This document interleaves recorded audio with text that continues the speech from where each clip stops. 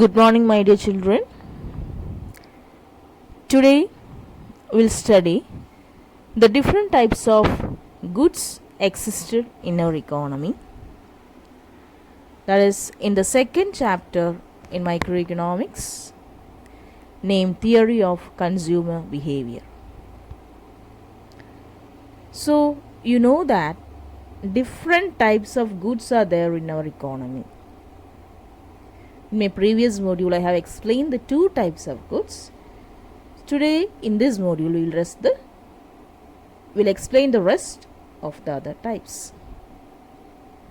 So, in this slide, we can see the different types of goods are given. Inferior goods, normal goods, giffen goods, complementary goods, snob goods, giffen goods, etc. So these are the different types of goods in our economy. So if we explain the first type, that is inferior goods. The inferior goods means an increases in the income causes a fall in demand, and it has a negative income effect on the demand also. An example of an inferior good is explained through a bread. When your income increases, you like to buy more quality bread rather than the inferior one. So, in this inferior goods, the quality will be very less. So, if our income increases, we will opt the superior quality goods. So, that's why in the inferior good, it is a negative income effect upon the demand for the commodities. So, my dear children, I hope it's clear for you. That is inferior goods. It's of low quality goods. So, if our income increases, we'll opt the superior one instead of the inferior goods.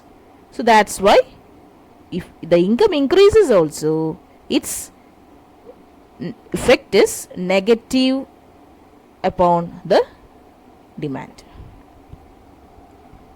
Next one is normal goods.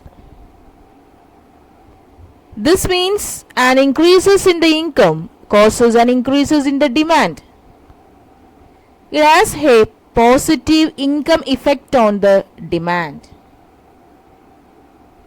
Note, a normal good can be income elastic or income inelastic.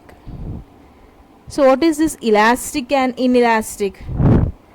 Elastic means sometimes if income increases, it can causes a change in the demand for a commodity.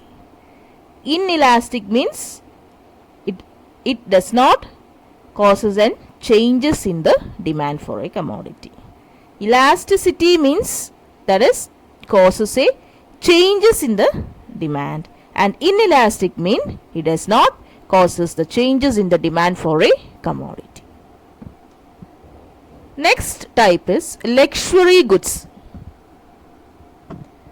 Luxury goods means an increases in the income causes a bigger increases in the amount of demand.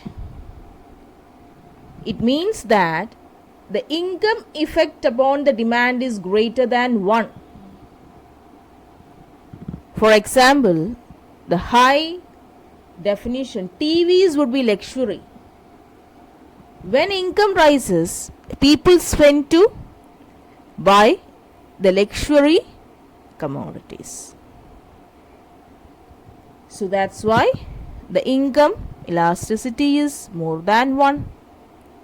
Because when income increases, people like to buy more of luxury goods.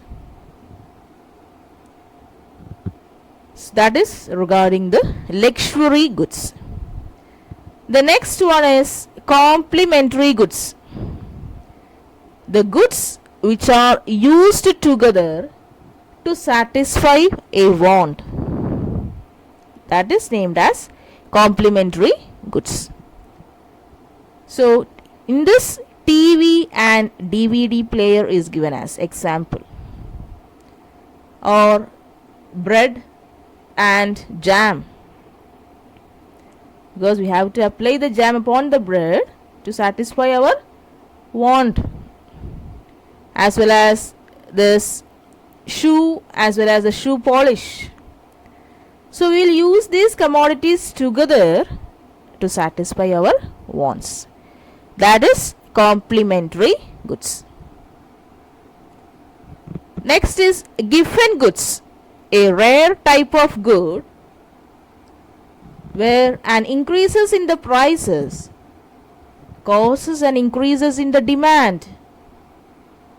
The reason is that the income effect of a rise in the price causes you to buy more of the cheap good, because you can't afford more expensive goods. For example, if the price of wheat rises, a poor peasant may not be able to afford meat anymore, so he has to buy more wheat. So this is the case of giffen goods.